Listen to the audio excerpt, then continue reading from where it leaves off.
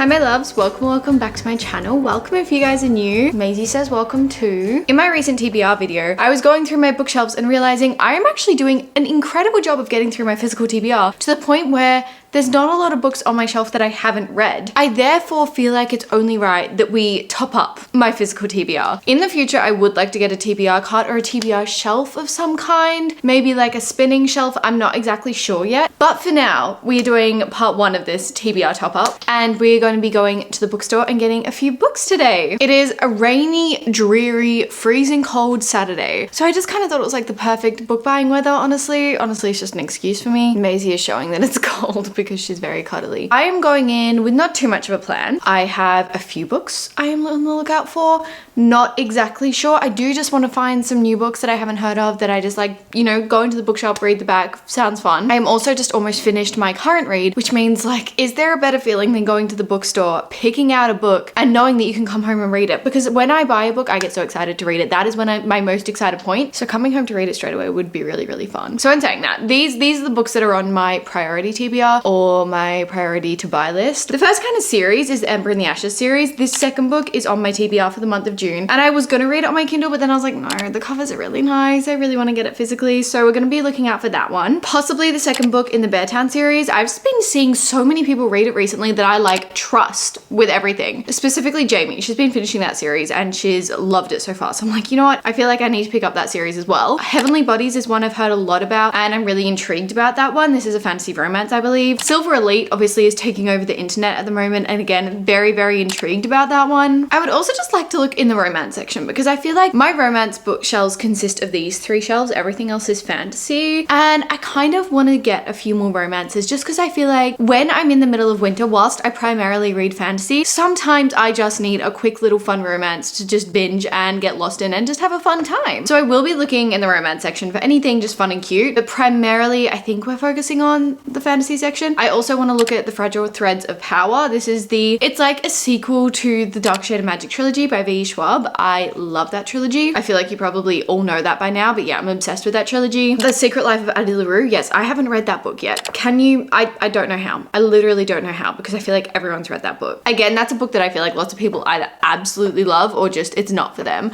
I feel like it'd be for me though because I love V. Schwab. Vicious is another V. Schwab book that I really want to get to. There are a lot of V. Schwab books that I really, really want to get to. And yeah, just see what we can find, have a little bit of fun, just have a cozy bookstore little day. I'm very excited. I'm literally in my hoodies and my leggings because and Ugg boots because we're going comfy as possible. Yeah, we're gonna head to the bookstore soon and I'll take you along with me, of course.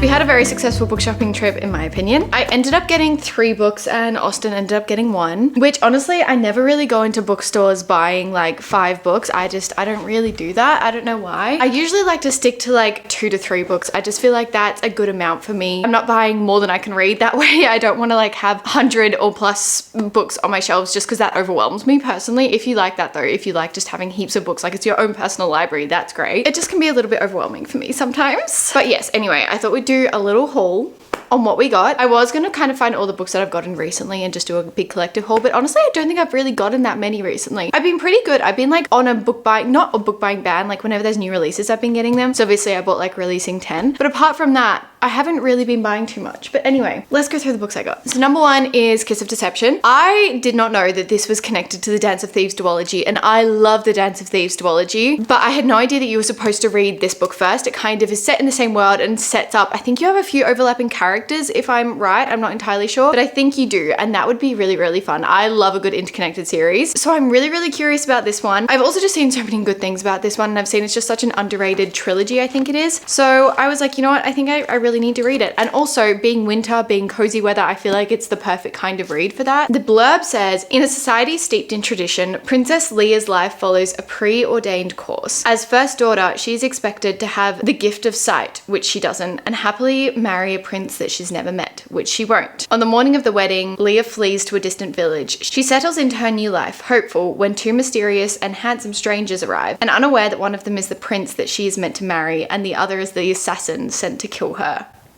Like, that sounds so much fun. Are you serious? I can't believe I hadn't heard, like, I don't know why this book doesn't have that much hype, because of people who I've seen have read it. So many people I know who have read it just absolutely adore this book, and I can't wait to dive into this. Honestly, I think I'll probably be reading this very, very soon, maybe even today. Who knows? I'm very aware that these were meant to be for my TBR, but I am having more book shopping trips this month, so I feel like we'll be able to get a few for the TBR. We'll just make this a little series. But yeah, that's the first book. Super excited about this one. The next 2 books are actually in an Ember in the Ashes series, which I thought you guys would be excited about because I read the first one at the beginning of this year, and you guys have been telling me to read it for a long time, and honestly, I was obsessed with it. I could not put it down. I loved it, and I feel like this series has the potential to be one of my new favorite fantasy series. So I got the next 2 books in the series, which is A Torch Against the Night. Also, these covers, like, they're absolutely stunning. And then we also got A Reaper at the Gates. Basically, if you don't know what the Ember and Ashes, I don't even know if that's what the series is called. I fear it is not. I fear it's called something else. The second book in the Ember Quartet. So no, it's not Ember in the Ashes series. If you don't know what the Ember Quartet is about, the first book we're basically following our main protagonist who has gone undercover as the Queen's slave into the royal castle because family has been associated with the rebels, and her brother has been taken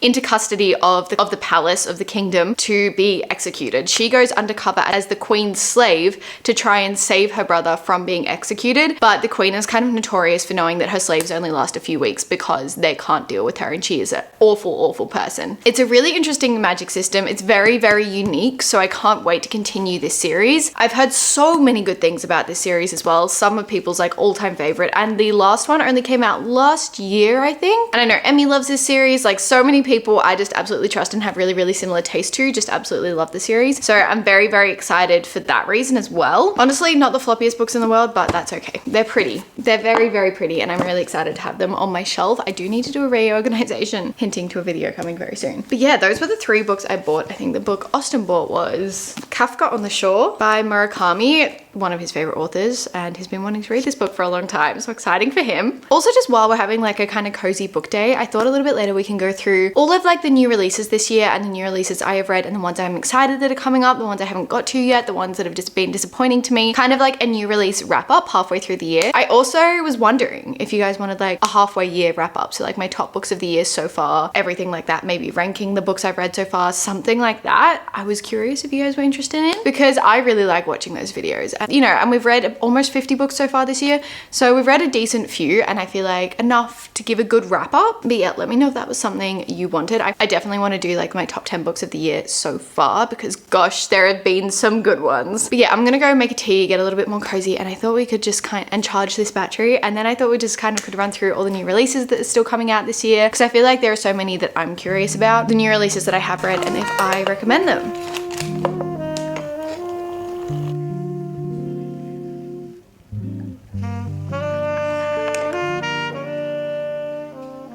We made a hot chocolate because it's hot chocolate weather. That is probably one of the only things I like about the cold weather is hot chocolates and like snuggling up and reading fantasy books. So I have a list here of all the newest releases, like my favorite releases of the year that I have read so far. So we're gonna rapid fire through that. And then I'm gonna talk about some of the releases that I either haven't got to or that are releasing very soon that I'm just really, really excited about. But yeah, I thought I'd rapid fire through them physically because I have them physically. Number 1, Atmosphere by Taylor Jenkins Reid. This literally just released the other day. I was lucky enough to get an early arc of this, and instantly one of the top 5 reads of the entire year so far. I am in love with this book. I am in love with a lot that Taylor Jenkins Reid writes. I ranted so much about this in my wrap up recently, but like I just cannot get over how much I loved this book, how obsessed I was with it. I just feel like I went in with like hardly any expectations because it's about space, and I was like, yeah, okay. I love space, but I was like, I can't really picture a love story. But if you love Interstellar, as I said in my wrap up, like you will love this. This was just absolutely amazing. A 6-star read for me. One of my top reads by Taylor Jenkins Reid, honestly. So highly recommend this one. Okay, the next two I'll talk about together very briefly because I actually do have a vlog coming on these, and that is Releasing 10 and The Conditions of Will.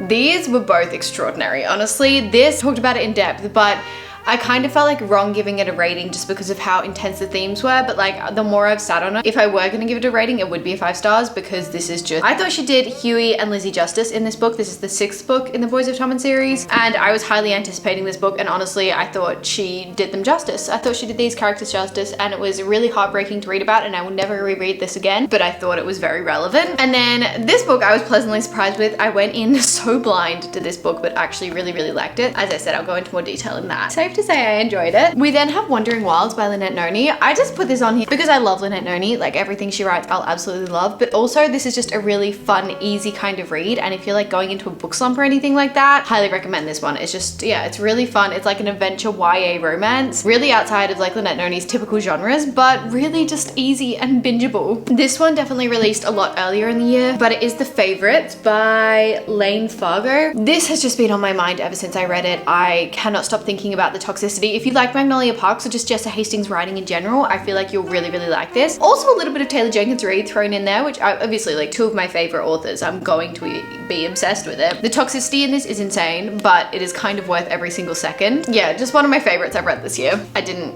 mean that. The pun was not intended. And then lastly, The Night and the Moth. This is by Rachel Gillig. She also wrote the One Dark Window duology. And honestly, I'm just convinced that everything she writes, I'm going to be obsessed with. The world she creates is so refreshingly unique. The magic system was based around divination, which is like the study of dreams. I just found that fascinating. The love story was perfect. It was just, oh, it was so much fun that I cannot recommend it enough. Oh, and obviously Sunrise on the Reaping. I just don't have a physical copy of that yet, but obviously that would be my top reads. I also am currently reading The Rebel Witch. Fun new Kindle stickers and Kindle charm. But yeah, I'm currently reading this. Really enjoying it so far. But like, as I said, you'll see that in a vlog coming. So let's have a look at the top popular releases of 2025. I completely forgot to bring A Great Big Beautiful Life. I loved that as well. That was one of my top releases as well. I absolutely loved that. I know lots of people didn't. No, I really connected to the characters. It's one of the first times I've actually seen myself in one of the characters, and I just resonated really well with it. I believe Bury Our Bones in Midnight Soil is releasing very, very soon by V.E. Schwab. I am very excited about that one. I absolutely love V.E. Schwab. Say You'll Remember Me also released. I did really enjoy this, just not quite as much as the rest of Abby Jimenez's books. I thought it was really good, and I honestly do recommend reading it, but it just wasn't quite up there for like my favorite books by her. Onyx Storm, I of course read. I've talked about my thoughts about the whole Fourth Wing series. I'm not the biggest fan of it, mainly because of the characters. I love the world, I love the setting, everything like that, but the characters for me just didn't do it.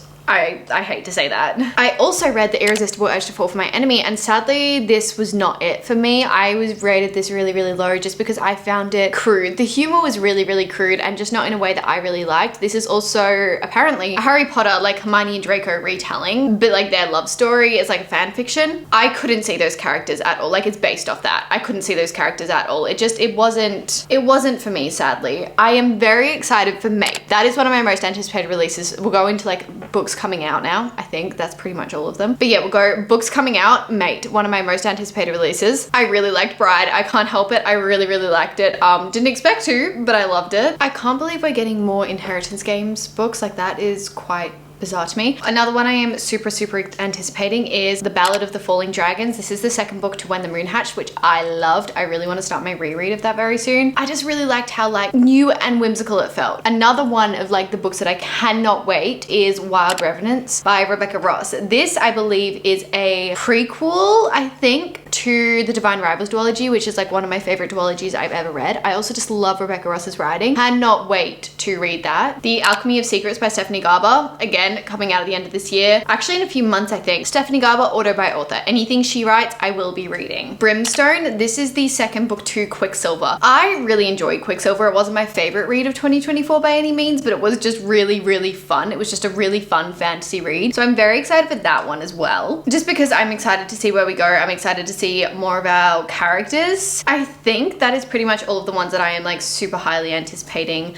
coming out. A lot of my most like anticipated reads have come out already. Those were being Releasing 10, Sunrise on the Reaping, and Atmosphere by Taylor Jenkins Reid, and Great Big Beautiful Life. I'd say that was on there. They were like my top 4 releases of the year. And I feel like going forward, there were definitely some that I'm really, really still looking forward to reading, but most of them have already come out, which is bizarre because we're only halfway through the year. So many good releases this year. I actually can't quite believe it. But yeah, I thought it would have just been fun to do like a little wrap up and see what I've been liking recently. So yeah, I feel like that brings us to the end of this little book shopping voyage, bookish day, whatever you want to call it. I had so much fun. I love these kind of days. These are my favorite days. They're also my favorite vlogs to film by far. So if you like this series, we can keep it going. We can start building a TBR cart, everything like that. I would love to do that. Thank you so much for watching today's video. You have no idea how much it means to me that you've made it to the end of this video. If you have, thank you so, so much. I love you all so much, and I will see you in my next video.